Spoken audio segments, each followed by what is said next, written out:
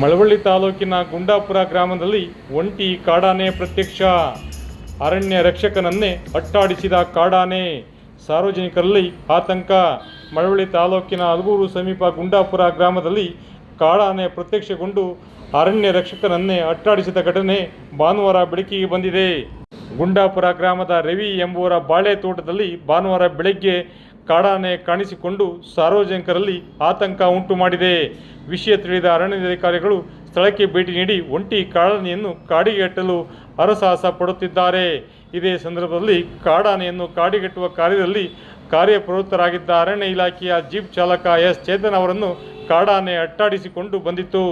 ಅದೃಷ್ಟವಶಾತ್ ಪಾರಾಗಿದ್ದಾರೆ. ಒಂಟಿ ಕಾಡಾನೆಯನ್ನು ನೋಡಲು ಸುತ್ತಮುತ್ತಲಿನ ಗ್ರಾಮಸ್ಥರು ಅಪಾರ ಸಂಖ್ಯೆಯಲ್ಲಿ ನೆರೆದಿದ್ದರು. ಕೆಲವು ದಿನಗಳ ಹಿಂದೆ ಮದ್ದೂರಿನಲ್ಲಿ ಕಾಣಿಸಿಕೊಂಡಿದ್ದ 3 ಕಾಡಾನೆಗಳು ಕಬ್ಬಾಳು ಅರಣ್ಯ ಪ್ರದೇಶದಿಂದ ಈ ಕಡೆ ಬಂದಿರಬಹುದು ಎಂದು ಅನುಮಾನ ವ್ಯಕ್ತವಾಗಿದೆ.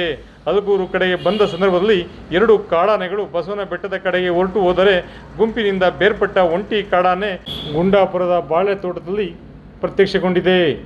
ಸ್ಥಳದಲ್ಲೇ ಅರಣ್ಯ ಅಧಿಕಾರಿಗಳು ಮೊಕ್ಕಂ ಹೂಡಿ ಕಾಡಾನೆಯನ್ನು ಹೊರಹಟ್ಟಲು ಸಿದ್ಧತೆ ನಡೆಸಿದ್ದಾರೆ.